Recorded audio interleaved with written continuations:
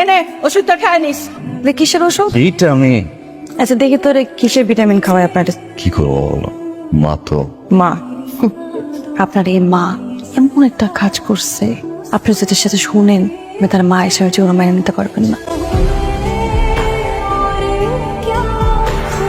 হাজান কিছু কবি?